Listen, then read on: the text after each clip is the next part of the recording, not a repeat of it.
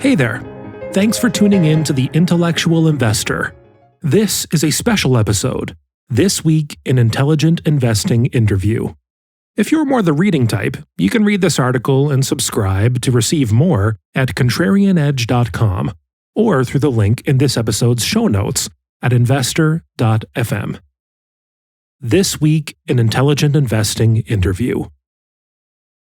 In this podcast with Elliott and John from This Week in Intelligent Investing, Vitaliy outlines what he calls the Stoic Operating System, how he was able to connect with classical composers in their struggle for creativity, the power of the subconscious mind, and how he handled a painful period of investment underperformance.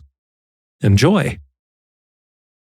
The primary purpose of this podcast is to educate and inform. The views, information, or opinions expressed by hosts or guests are their own. Neither the show nor any of its content should be construed as investment advice or as a recommendation to buy or sell any particular security. Security-specific information shared on this podcast should not be relied upon as a basis for your own investment decisions. Be sure to do your own research. The podcast hosts and participants may have a position in the securities mentioned personally through sub-accounts and/or through separate funds and may change their holdings at any time.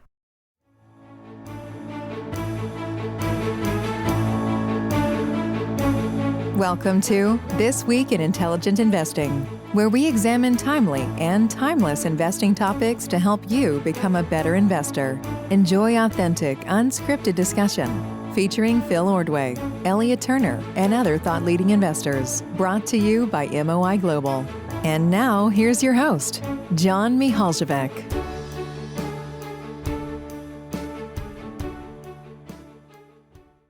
Welcome, everyone, to a very special episode of This Week in Intelligent Investing.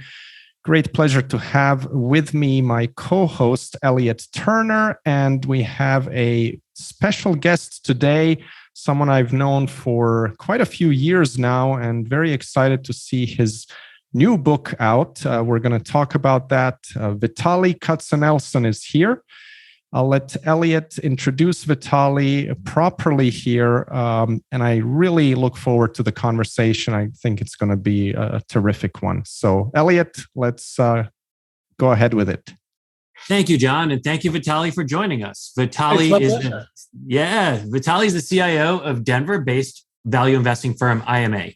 I was first introduced to Vitaliy in December 2010. Way back when, I was working at a trade desk and writing blogs. I hardly knew a thing about investing, and Vitaliy had just written The Little Book of Sideways Markets. I was asked to read the book and interview him by Wall Street Cheat Sheet, for whom I was sometimes writing for at the time. I loved the book, enjoyed the interview, and then had the opportunity to meet Vitaliy in person on a visit of his to New York City. It wasn't until early in the COVID crisis that Vitaliy and I truly forged a bond. We were pulled together in a group by a mutual friend, and we now meet regularly through Zoom. It's part of what has kept me sane during the COVID years and this present market volatility. I'm lucky to have learned a lot from Vitaliy's willingness to share his accumulated worldly wisdom. His new book, Soul in the Game, is a collection of essays that will be invaluable for any reader, whether an investor or not. And I know we're mostly investors listening here, but there are lessons drawn from Vitaliy's own life and experiences, as well as his deep interest in art, opera, and the Stoics. In fact, there's only one essay that directly covers investing, and it's one that I think is incredibly timely. We'll definitely be talking about that in this podcast. I'd read an early copy of the book many months ago and knew this particular essay was good. But when I reread it leading up to this podcast, man, did it hit me in a powerful way. In the meantime, welcome to the podcast, Vitaliy. Thank you for joining us. And why don't you tell us what inspired you to write this book? Well, first of all, Elliott and John, thank you so much. And I really was looking towards this podcast for a long time. And Elliott, you and I talked about this, and I said, well, let's do it when the book is out. And I was really looking forward to it. And I'm a big fan of both of you guys. So what happens is this. I started writing investment articles a long time ago. And I would write these articles and I would send them out. They would get published in Institutional Investor magazine's website or MarketWatch or Financial Times. But then I would also send it out, this article, share them with friends initially. And then, it's kind of this newsletter, turned from being just shared with friends to shared with a lot of people. But I started to write a little bit about life, like a little bit about my trips to Santa Fe or my interactions with my kids, etc. And over time, I ended up writing a lot of life articles, and my readers would get back to me and say, Vitaliy, you should take these articles and put them into a book. And I'll be honest, to do this requires a lot of confidence and a lot of arrogance, because when I write about investing, I have 2 finance degrees. I have a CFA. I've been doing it for 25 years, right? So I'm qualified to write about investing. But to write about life, I didn't go to a special university where I learned, about parenting or whatever. I struggled through parenting as much as everybody else. But in August 2020, right in the middle of COVID, I was early in the morning. I was sitting. I was going to write about Tchaikovsky's sextet for strings, and sextet means it's a piece for 6 instruments. And as I normally do, I try to read as much as possible about that piece. And then I learned how much Tchaikovsky struggled composing that piece. And what's important to understand, when we think of composers and we listen to their music, we see how beautiful it is, but we don't think about all the struggle that goes into it. And so when I read about, this Tchaikovsky's incredible travails and struggle with that, I realized that, yes, I don't write beautiful music, but his struggles look very similar to the struggles I go through when I write. And I wrote this article, ended up writing this article, what was going to be an article comparing Tchaikovsky's issues with writing.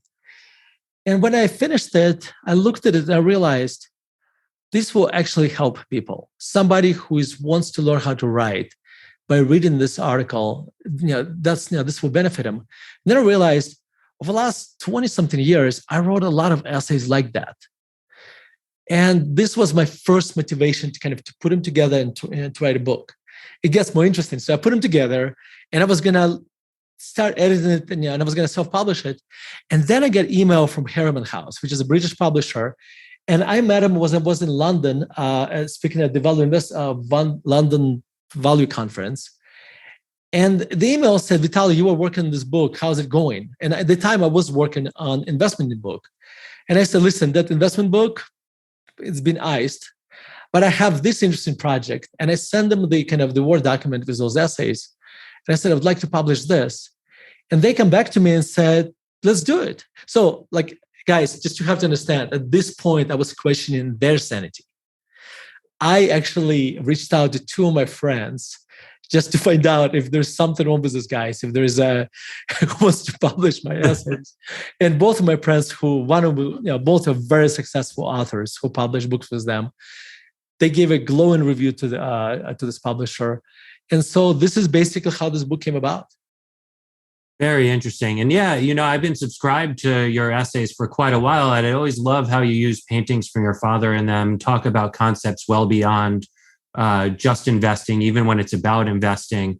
And, I think part of what I hear when you talk about creating the book itself, you get at it in the end, but you talk about this idea, and I don't want to give away the ending, but, Sure. You talk about this idea of art being defined by tension, and this idea of creative discomfort. So, maybe talk about that a little and how you felt that along the way. I mean, you got at it, but I thought that was really interesting. I've always been intrigued by those concepts like tension and discomfort. Yeah, well, so anything you do that is creative, be it writing, painting, or investing, any creative activity comes with some amount of tension because you don't know exactly what the final product is going to look like, right? You don't know exactly when you buy a stock if it's going to work out or not, right? And Seneca has this phrase that always at the top of my mind when I think about life and investing: time discovers truth. Think about investing. It's kind of what we do, right? We just try to discover truth before time does, right? And when you think, so when let me just use writing as an analogy for this. When I sit down to write, I have a kind of a slight inkling of an idea, but I really have no idea. I don't have the full idea developed. I don't know how I'm going to get to where I want to get. So what's driving me at that point in time is my curiosity. So that's the positive driver. But then there's a negative driver, that's fear. And the fear because, well, what if I won't get there? What if I won't be able to figure this out?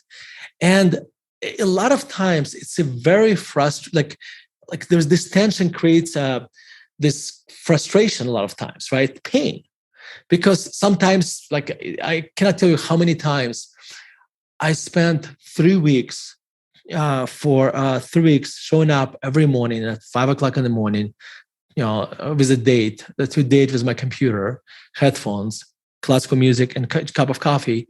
And there was a few months ago, this happened to me. For 3 weeks, I would show up and I get absolutely nothing. 3 weeks. Just imagine, this is that's 21 days. That's 42 hours. That's 42 hours, and I get absolutely nothing. And so any creative activity is going to have that tension. But the curiosity, eventually, in the case, when it comes to writing, and investing for me, always wins because, at some point I succeed. Yeah, I'm curious. What does writing nothing look like? Is it like you're writing a paragraph and you're like, I don't like this, erase? Or is it like, I don't really know where I'm going with this? And how do you wrestle with that? No, it's a lot of control enter. Let me explain what I mean. When I type and it looks like junk, I just hit control enter and it creates a brand new page and I keep writing again. I think literally like this, writing nothing, because it was nothing that kind of made sense to me or nothing that was connecting to things. I think I literally had probably maybe 5,000 or 10,000 words of nothing, like this, something I couldn't use.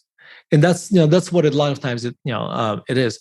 But if you think about writing for a second, what writing is basically connecting your conscious mind to your subconscious mind. Like let me give you this analogy. I look at subconscious mind as this, in the terms that this audience will be able to relate to, AWS. Okay, this incredible, powerful computer, where your conscious mind is more like it's still a powerful computer, but it's like an iPhone, like the power of iPhone. And by forcing myself to focus for 2 hours straight, what I'm doing, I'm trying to create this connection between conscious mind and subconscious mind. And here's the thing, and this is important to understand. Like how in investing, effort and outcome are not directly related. There's a lot of times there is delay. Okay, it's one of the hardest problems. Yeah, no, exactly. Same thing happens with the subconscious mind, because what happens, like the reason I used to get upset when I would show up on this date with my computer and I get nothing, and then I realized actually I am planting seeds in my subconscious. They might give fruit when I'm walking in the park or when I'm taking a shower. You have no idea when the idea will finally get baked in the subconscious mind. And actually, my wife would ask me, well, how much did you write today? And I would say absolutely nothing. And she would give me this look. And I for a while would feel guilty about this, right? Because she thought I was wasting my time.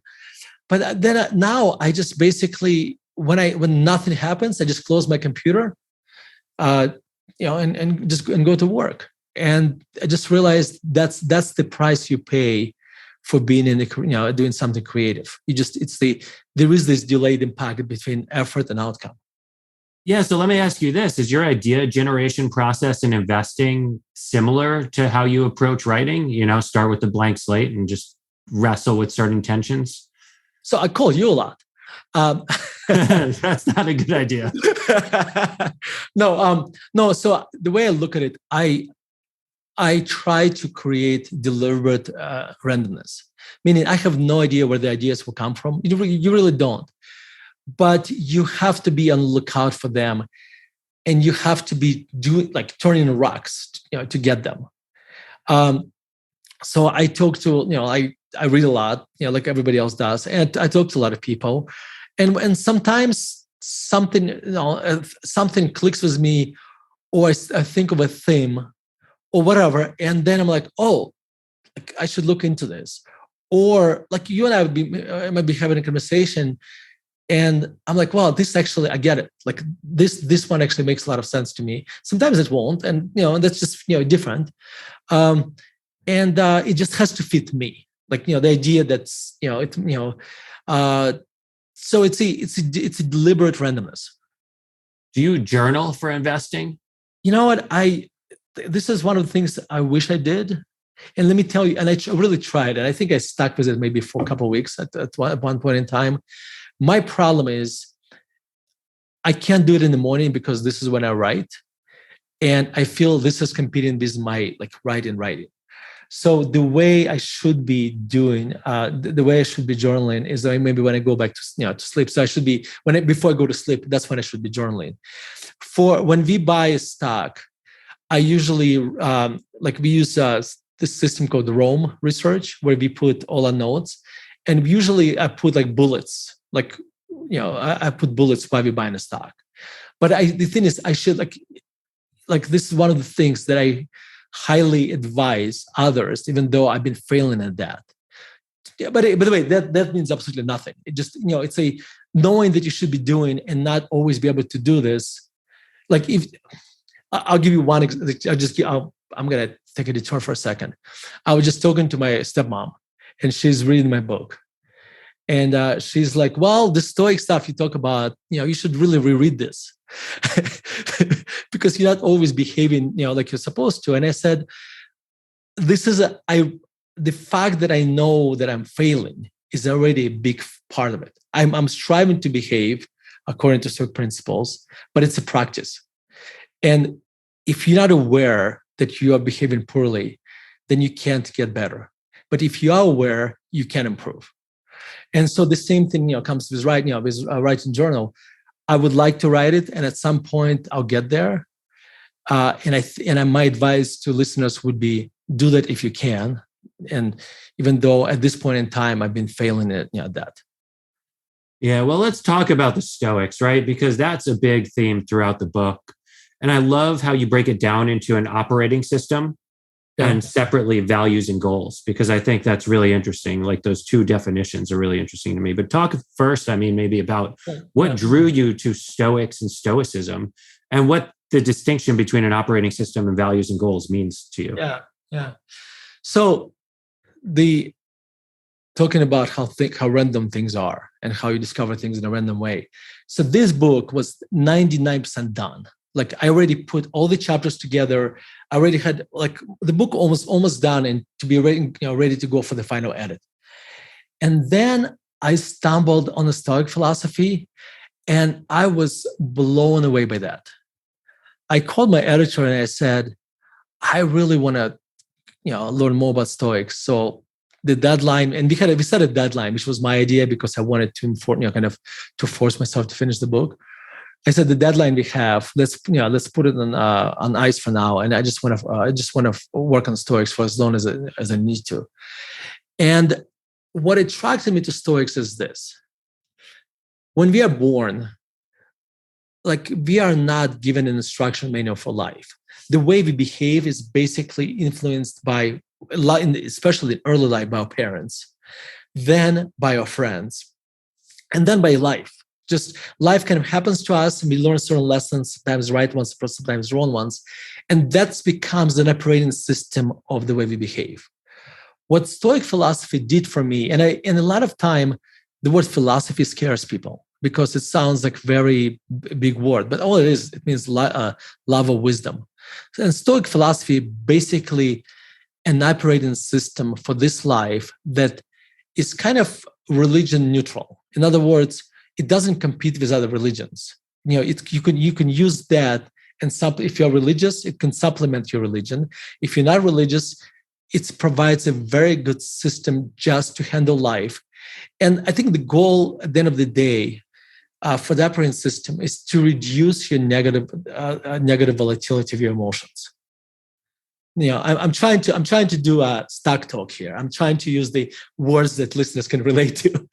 Yeah, volatility is a good one. Yeah. And so the first part of the book, when I talk about operating systems, are basically just how can you adopt this in your life to reduce stress of negative emotions caused by negative emotions? And the values to me are basically, how do you want to live your life to have a good and meaningful life? And this is where the values come in. The one negative visualization was really interesting to me because, especially in performance industries, like investing is, or sports, like when you see people talk about like golfers, they'll do like positive visualization. They'll stand over the putt and imagine it going in. But I found negative visualization to be really interesting. This idea that you should have an image for what things not working out looks like. It's almost like set the bar really low and try to jump over it so that you're never too disappointed and let your emotions get down. How do you tap into that one? And like, what does it mean to you? Well, there are so many ways you can apply it. So the way you use it right now is one of them, right? You basically, when you are buying a stock, you imagining, or when you run a portfolio, you imagine the portfolio being down 30%. In the book, I talk about an example where our company was very little, very tiny. We got this large client, and and when we got him, when they hired us, we went through this interview process. We interviewed him as much as he interviewed us, and it seemed like a good fit. Like, he read the brochure, went through the whole spiel. And then like a month later, I start hearing that he's kind of started to inquire about our daily or monthly performance. Or weekly performance, sorry. And I realized there is a good chance. So this guy is measuring us against something else, like on a weekly basis, which all of who listens to this podcast knows that's the worst thing you can do, because I have zero insight what our portfolio is going to do next week, next month, even next year. And then I realized there's a good chance I might lose him as a client, and which for us at the time would be a big deal. So I basically visualized that he's gone. I didn't fire him. Today, I would probably have. Today, we are in a different situation. Today, I would probably have a conversation with him, and if I could not change the way he looks at things, I probably would say we probably need to part. At the time, I just basically visualized that we're going to lose him, and I adjusted my corporate budgeting decisions accordingly, assuming that we don't have that revenue. And I think 3 or 4 months later, he left. And Elliott, like it's almost like it did not hurt at all. And that was and I thought, wow. And the irony of this, I did this, and I did not even know how to spell Stoic philosophy at the time. It just was this speaks of throughout life you pick up these tricks. Well, except Stoic philosophy puts it in in a framework. But let me give you another way to use this negative visualization. It helps you to appreciate life more. Let me give you this example. My kids, my 2 daughters, my son is 21, he's in college already.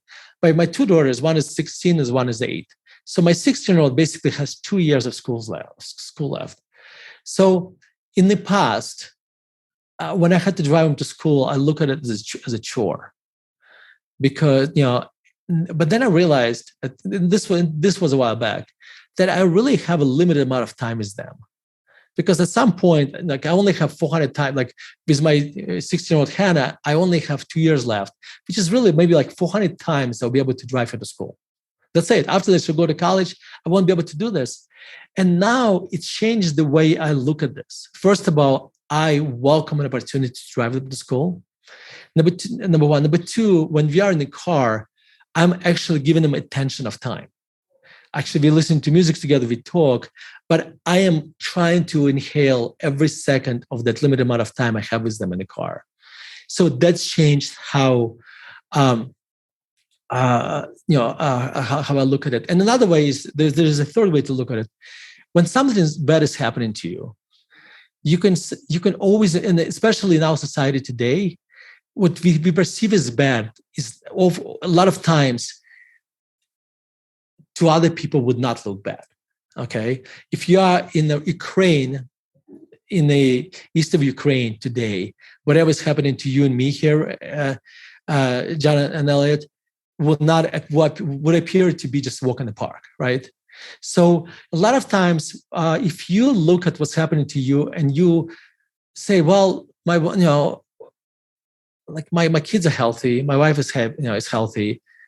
I'm sitting in an air-conditioned office, obsessing about my portfolio been down. Things could have been so much worse.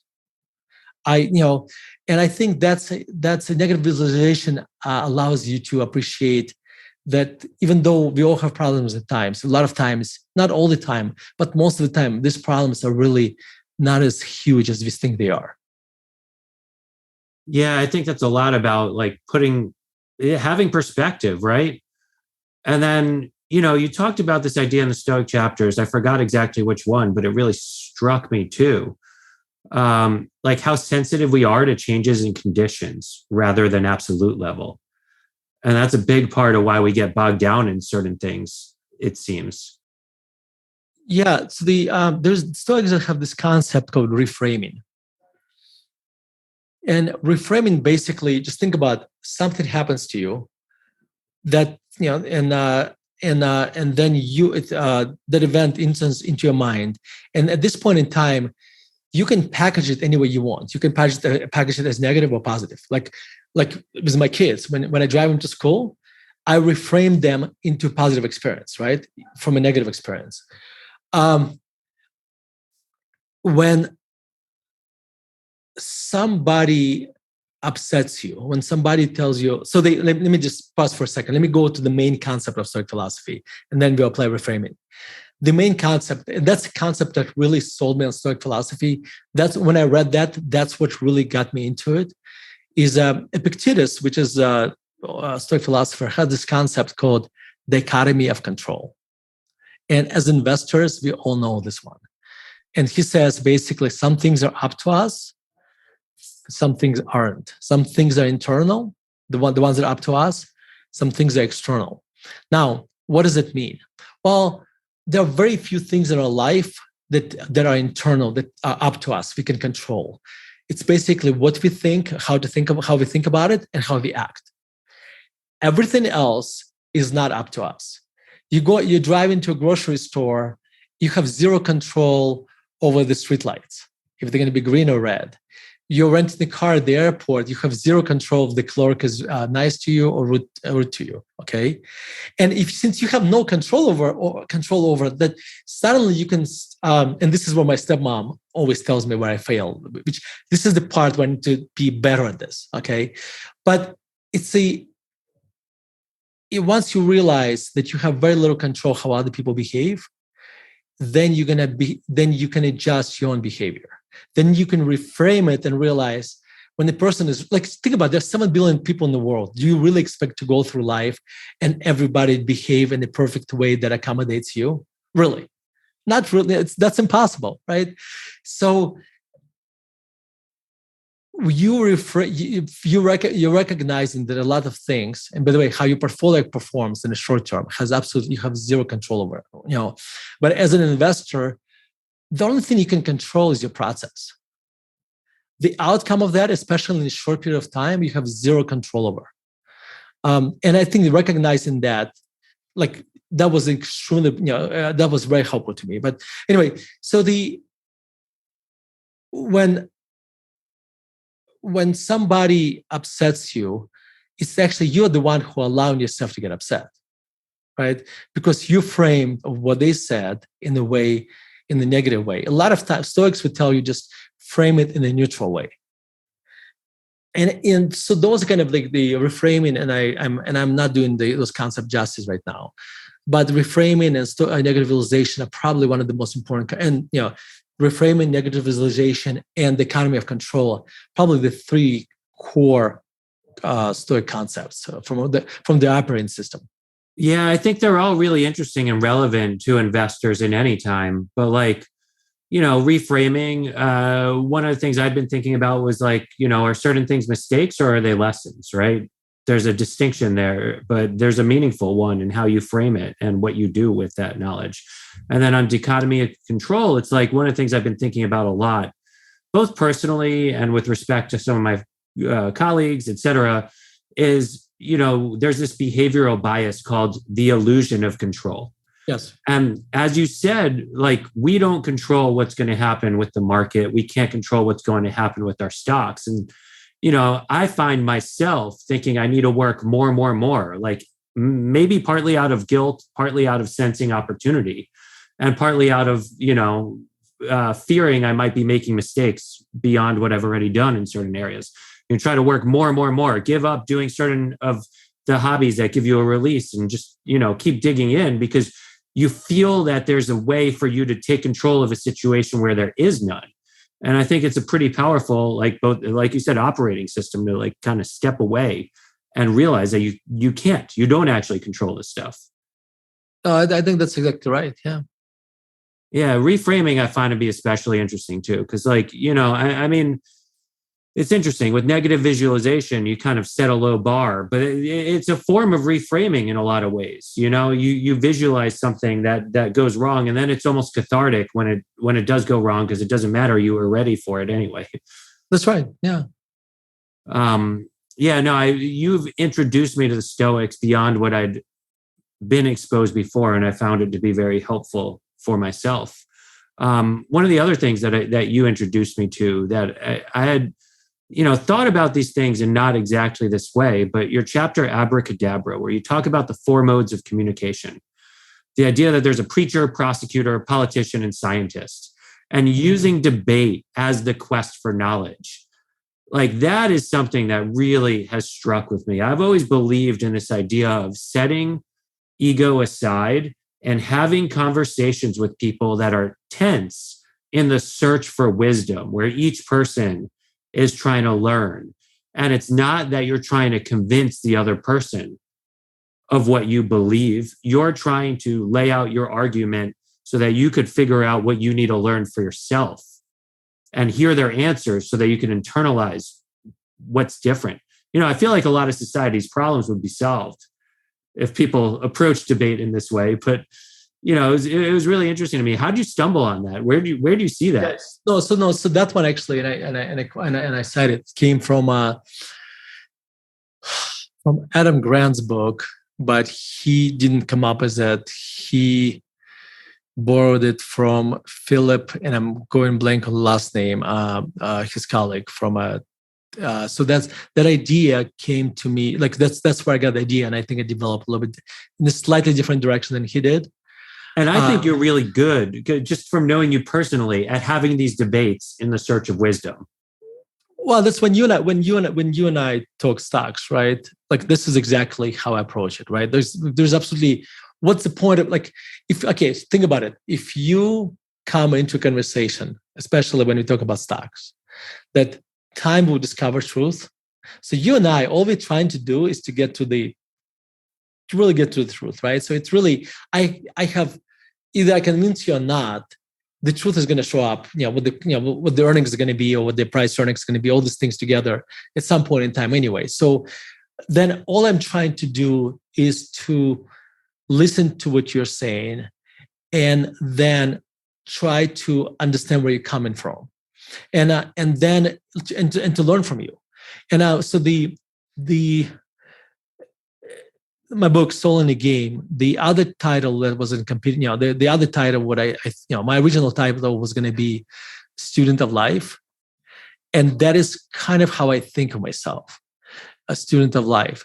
If you think of yourself as a student of life, then there are so many positive things will happen to you.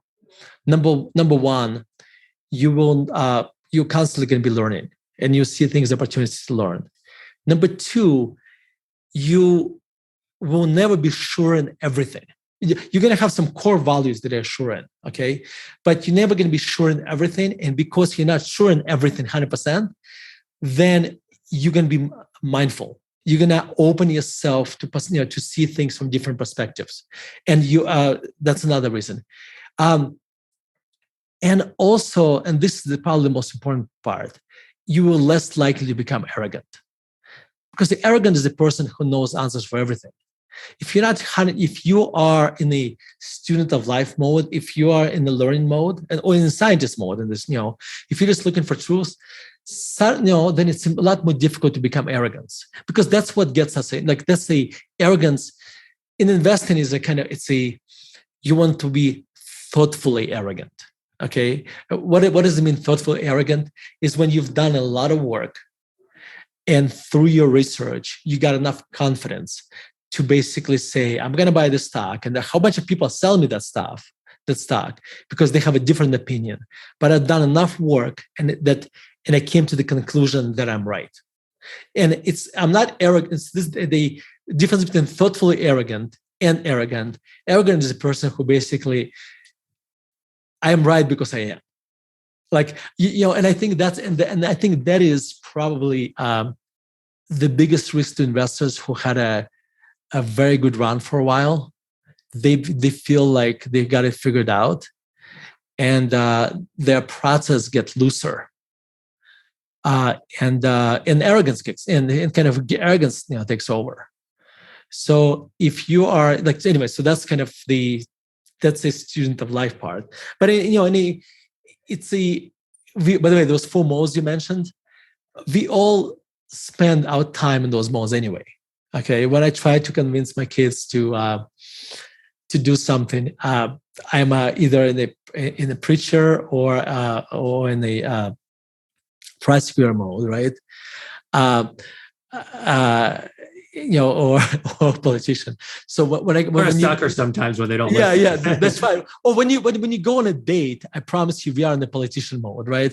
Because we are just telling the person we are meeting for the first time, we are disagreeing with this person very little, and we just try to say things in the way the person would like us, right? That's what politicians do, right? Absolutely. And or you look for a job. So there is nothing wrong with those modes, but here's the problem.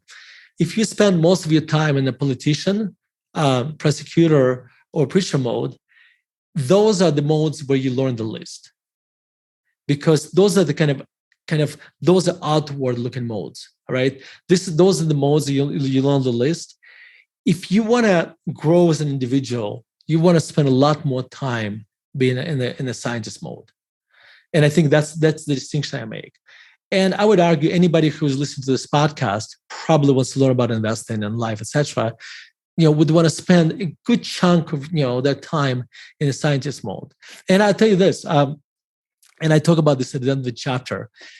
So I wrote this chapter, and my son John and I are flying to Chicago from Denver to pick up my daughter from the camp last year. And my son read the chapter on the plane. And so so we are in Chicago now, and we're walking on the Magic Mile, and we're debating something. And my son says, "Dad, are you sure you are in the scientist mode?" And I caught myself somewhere in the middle of the conversation. The ego took over, and I went from a scientist mode into a prosecutor mode. Not good. Yeah. So what I did, after I wrote the chapter, I printed it out and shared it with all my friends and all my colleagues, because I want them to I want us to have this framework. So if we catch us, if we catch each other being in the prosecutor mode instead of scientist mode, we'll tell them. We'll tell each other. So yeah. Right. And once you know the framework too, you could start asking yourself, like, hey, am I really acting like the scientist right now, or am I being something different? Yeah, and for a scientist, this is what's important. For a scientist, everything is just a theory, right? And then you just try to prove it or disprove it, right? And also, what's important, and this is the reason I call this chapter abracadabra, is because most people don't know what it means. But if I remember right, abracadabra means I create as I speak. So think about this. A lot of times we start believing a thought enters our mind. Then we start debating this thought. And the very first position we took on this, that becomes our belief. So we have to be very careful of how we actually form our beliefs. We don't allow them to form randomly just because we stumbled on somebody on the street and started debating this concept. Yeah, this idea of like testing theories and getting in this mindset is how George Soros has approached markets. His whole position sizing, his whole, it's hypothesis start seeing if the market gives you feedback that you're right and lean into it when you are. Like everything's a testable hypothesis at first. I think that's exactly right. And, you talked about arrogance a bit, and I think a lot about how like investing is simultaneously an exercise in humility and conviction. Yes. And those two are self-contradictory. And you need to have perspective on where you fall between the two and when you need to kind of, lean more one way than the other. Because if you don't, the market's going to humble you. And if you don't have enough conviction, it'll take you out of your best ideas. I think you're absolutely right. Yeah. So that's why this is so hard, right? That's why I call it thoughtfully arrogant, right? Because you need to have some amount of arrogance, and but that arrogance has to be earned. Meaning, right? But let me clarify this: not by your past decisions, but by your research that relates directly to that idea. Yeah, your process, right? But so let's use that to talk about your chapter, Opera Pain Investing. Oh gosh, what went wrong in 2015? So 2015 actually, I think if I remember right, started out kind of okay, and then a few months into it, one stock would decline 20-30% or something, and another stock would do the same thing, and and it just ended up being she was dropping every other week. It seemed like every other week. It probably was every month or so. And the difficulty was that the market wasn't really I think it was up a little bit or down a little bit, but it wasn't really doing that, that bad. But what happens, we usually have stocks that at any point in time are not doing well, price-wise, or sometimes fundamentally. But there was something else that's going up or something that offsets that. So there's some things going okay. Some of them are doing well, some of them are doing poorly, but overall doing okay. And this time around, it's just we had a lot of new clients, and those clients only saw me buy a stock and then decline 20% the day after, this kind of thing. And it was kind of getting to, it started to get to me. And then in October of 2015, in October, I forget, or November, I was early November. I was in Israel, and I went on a trip that was planned maybe 8 months or a year before, and we were in Sfat, which is this magical little town in Israel, and one of our positions just declined 80% overnight. And the interesting part was, I wasn't sure if this decline is temporary. And just the earnings suddenly went earning, it was $8 stock, and went from earning $2 to nothing, or to 20 cents maybe. And I wasn't sure if I'm wrong about this. And actually ended up in this case, this stock ended up being basically worth 80% less. And I remember all my friends, we were at a party, and there was a loud music, and everybody was dancing and smiling. And I have this burning pain inside of me. And it's almost like there are two worlds. There's this burning world of pain inside of me, and then this outside world that is absolutely happy. And people were smiling at me, and my face is trying to project smile. And I remember thinking, why don't they understand how bad I feel? You feel incredibly lonely. And this is probably the first and only time in my life I was truly, truly depressed. And so what I did, I came to a hotel that evening, and I ended up writing letters to clients and kind of walked through all our, our portfolio. And basically told them exactly what I think, and that actually was incredibly therapeutic, because when I rationally, so what happens to us, Stoics had a wonderful saying about this, which I don't remember right now, but something along the lines that things usually not as bad as we make them to be, because what happens, our mind is a very good amplifier of bad emotions. So we just talk ourselves like something small, relatively small happens, and we just blow it up. But what Stoics would tell you, if you break it up into smaller things, and Marcus Aurelius would basically, that's what he would tell you. You want to do a couple things. You want to explain things in as plain language as possible without using big metaphors in the plain language. So like when you go to a restaurant and it's, the fancier the restaurant, the longer is the description of the item on the menu. Like it would be wild Alaskan salmon with I don't know, from herbs from Atlanta. I don't know, like with this, with glazed whatever. So you have this long description where Marcus Aurelius would say it's a dashed fish with herbs on top of it, right? And so what you want to do, whatever the problem is, you want to break it. You want to explain it to yourself on just a very bare level. Okay, take out all the fancy words. And then you want to break it up into small issues, which is, when it comes to portfolio, it's very easy to do. Just approach each company, one company at a time. And actually, I did exactly that. So when I wrote my letter to clients, I went through the stocks in the portfolio, and I said, this stock is down this much, but we think this company is worth 2 or 3 times more. Here's how I get there. Like, the conversation you and I would have, right? We would talk about the company's earnings power. You would talk about what conservative multiple you can put in this, the worst case, this kind of thing, right? Like the conversation you and I would have on, quite often. And once I went through this, I realized that actually I had a very good portfolio, and just a lot of stuff got beat up. A few of them had a short-term problem. One of them had a problem that's probably not going to be solved, but it was it was a 3 or 4% position. It's not something, or maybe even in the worst case, maybe say 5, but I could recover from that, right? And then I look at other stocks. Overall I had a good portfolio, and just going through this process, kind of line by line, helped me to feel better about this. By the time I send the letter to clients, I don't know, maybe 70% of that pain was gone. Not all of it, but a lot of that pain was gone.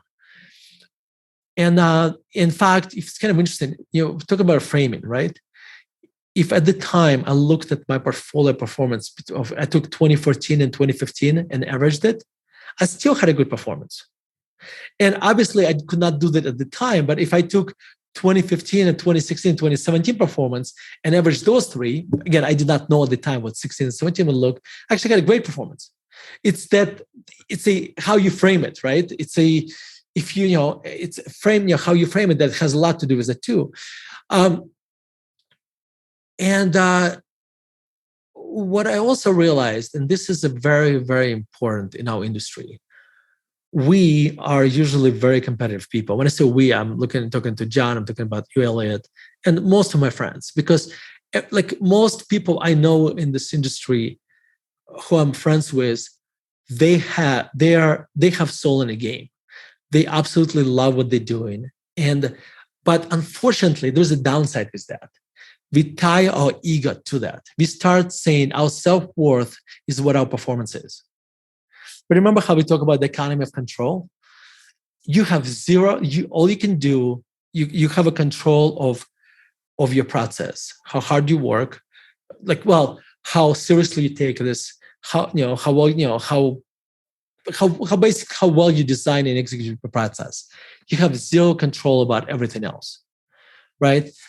And when you tie our ego to the performance of the portfolio, you're basically tying it to a bus that's driven by a drunken monkey, and you have no idea where it's going to take you tomorrow, right? We had a case. There was a very famous value investor. I'm not going to name names, but who managed billions of dollars, closed his hedge fund. And he was incredibly wealthy at the time, probably worth hundreds of millions of dollars. But he closed his hedge funds and basically took elevator to the 10th floor of his Manhattan office and jumped. Then, this was a person that was in incredible amount of pain. And what he did, he tied the performance of his portfolio to his self-worth, which is something you can't do. So anyway, so this is kind of the 2015 story, but let me tell you the story of this chapter. So in 2016, when I already kind of I can still recall the pain vividly, but most of the pain was gone. And maybe late 2015, where I still had some pain, I basically went through. So this pain you go through, this pain, when you go through this pain, it could be you can waste it or you can capture it, and you can learn from it, and it can make you better. Because what pain does, it reveals the frailties in our process. And this pain, usually in any creative activity, first of all, pain is part of any creative activity, period. If you are working on assembly factory and for Fiat or something, on Fiat assembly factory, you're going to experience very little creative pain because that's not a creative process. Any creative process comes with pain. So visualize that at some point you're going to get it. Okay, that's number one. Number two, if you go through this and you learn nothing from this, you wasted the pain. My first book, Active Value Investing, was a product of pain. When the dot-com bubble blew up, we did great, and then because we didn't own dot-com stocks, but then a lot of high-quality companies that were basically fully valued started to decline, and we had a very painful 2022. And that made me look into stock, what happened to stocks in the past. And that's how I came up with the sideways markets. And, that's how my first book came about, Active Value Investing. So I actually have benefited. I kind of captured the pain and benefited from this. The 2015 made me reevaluate our process. And I realized that I have this framework, quality, valuation, and growth. And after that pain, I made quality absolute. In other words, I will not compromise on quality. It doesn't matter how cheap the company is, etc. I don't care. I'm just not going to buy. I'm not going to compromise on quality. And that has been incredible. That has saved me a lot of money since. So that pain I went through allowed me to see the cracks in my process and made our process today is exponentially better than it was in 2015 because I learned from that pain. But anyway, so going back how this chapter came about, I was going to write about an opera, like I usually, like a lot of times I do in my letter. I was going to write about Pagliacci, and in the Pagliacci opera, there's this scene that as I was kind of describing this scene, I realized, oh my God, I can relate to it so much. And the scene is this: you have this circus come to a small town, and the circus owner's wife is cheating. He's a Pagliacci. He's the circus owner, and he's also a performer. And his wife is cheating with somebody else, with one of the locals. And right before he's about to go on stage and sing this, and basically be in this play, where in that play, a wife cheats on the husband, and he was going to play husband in that play. Right before he was about to go on stage and be in this play, he finds out that his wife just cheated on him, and he has to go on stage and pretend and put a smile on his face, and even though he's dying inside. And that's what basically, like when you go through these painful experiences, that's exactly how you feel. Like you're basically I remember in that 2012 was a painful period for us. And I remember I was training interns, and I had to pretend that I had to wear this face like everything is great, even though inside I was like dying because like all the pain I was experiencing. So that area, so just to make it clear, my wife did not have an affair with a circus clown, anything like that. I just want to clarify this. But that's exact. But I felt exactly like that. That Pagliacci in that opera, because I felt like I had to put up that face and pretend that everything is good, even though inside I was really hurting. And so I wrote about this experience, and I wrote about 2015. And Elliott, I could not bring myself to publish it. I just felt so vulnerable, and I just basically filed it away. And then when I wrote the book, I felt a little bit more secure about myself. And I felt like in the middle of the book, it's going to be lost between other chapters. So that's how it kind of went into the book. And here I am making sure everyone knows about it. But that's kind of like journaling, right? You wrote it not necessarily to have anyone read it, but you wrote it because I'm sure it helped you work through this. And, we're recording this right now, and the market's in a bear market. And I think one of the things you said in the chapter, in 2012, you didn't necessarily take the right lessons into your 2015 experience. But yes, maybe talk a little bit about how this 2015 experience has helped you contend with right now today. Well, and you can do that on two dimensions, if you will. Maybe emotionally, like how are you handling what could be pain? Yeah. And then second, how have changes in your process, that reignited creativity you talk about, changed how you approach investing itself? I'll do this, but let me tell you why I put this chapter in the book. And this is the only investment. This is probably if you are listening to this and you're struggling right now because of what the market is doing, that chapter was put there for you. Because that's why I did it, because I feel like I could help somebody by sharing my experience. And by the way, and I discussed this in the chapter, every great investor went through a period of pain. There was this great Canadian investor, Peter Candiel, and he wrote a book, and there was always something to do.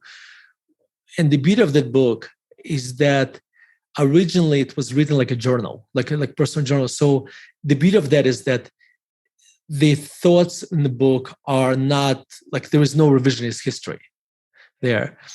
And he writes about the pain. And by the way, Peter Candiel, this is the person Warren Buffett called when he was looking for Todd and Ted, before he found Todd and Ted.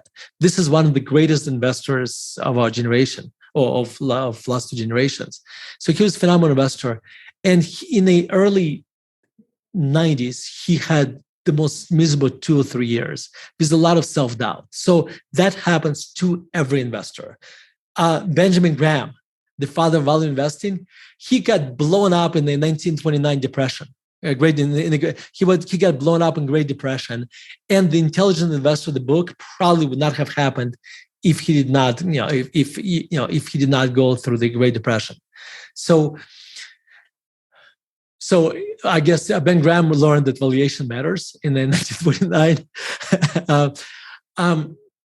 So a couple things. So I learned that for me, to avoid the mistakes that I made in 2015, I cannot compromise on quality. That was the company that went basically 80% overnight and just never came back. That company had a over-levered balance sheet, but what appeared to be looking, higher, kind of looked very cheap on earnings. And when it stumbled just a little bit, the balance sheet would not afford the company to survive. So another thing that I learned over time, and since then, this may be the lessons that I learned in some other years that were in the context of a portfolio were not as painful, but is that I never compromise on management. I stopped buying companies where I question management motives or the quality of management. So to me, quality is uncompromising. So that changed the process. So that was a big change in our process. I think the way I psychologically handle the surprisingly, this year was not like, this year I think we are doing okay. So I didn't like, our portfolio is doing okay. So I didn't have to practice this. But 2020 like was a more painful because we didn't go up nearly as much as the market did. And even though we were up, and I basically just looked at things I can control and things I can't control. I looked at our decisions and I felt our decisions were right. That's why I would be lying if I would be telling you that I didn't have some residue of discomfort, but I wasn't like, but kind of framing it in these terms that this is not controllable and look at my decisions. I'm happy with my decisions. That allowed me to deal with pain better. Yeah, that makes a lot of sense. And, nice, not bad to not be in the most painful position right now, but it's definitely a helpful framework to carry with you anywhere and to know that you've gone through something like this. I'd imagine the next time around just feels it's different. a matter of time. And by the way, just speaking of negative visualization, it's a matter of time before being in a painful position. So I don't feel like I got the whole thing figured out and this, etc. I think in the chapter you said something to the effect of every time you buy a stock, you just imagine it going down 30%. That's right. Yeah. Yes. Yeah. Which is at some point becomes useful because they do go down 30%. Yeah. Ain't that the truth? Well, Vitaliy, this has been fantastic. Thank you so much for joining. Have loved talking to you about life, wisdom, investing, and our debates offline. I wish we should record some of them sometimes. Oh, absolutely! You guys did a great job as a podcast. So I'm so glad you had a chance to talk. Absolutely, thank you. This was 2 years in the waiting, man. We finally made it happen. That's right. Absolutely, very exciting. All right. I'll jump in just to say thank you, Vitaliy, as well. I've been kind of lurking in the background here because I knew that Elliott had prepared some terrific questions for the discussion. So thank you for sharing your perspectives, your wisdom. So much to learn. I consider myself a very beginner Stoic. So I'm definitely learning a ton just by listening to you. Thank you, John. Thank you so much. Thank you. Great. Well, thanks everyone for listening. I hope you enjoyed this special episode. We'll be back next week with the regular crew. Take care for now. Thank you for listening to This Week in Intelligent Investing, brought to you exclusively by MOI Global, the research-driven membership organization. Learn more at moiglobal.com.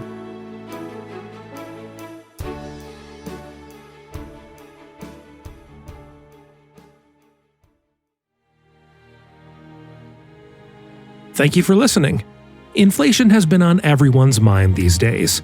If you enjoyed today's episode and want to hear Vitaliy's take on inflation, check out episodes 128, 129, and 140 of this podcast at investor.fm. Enjoy life and prosper.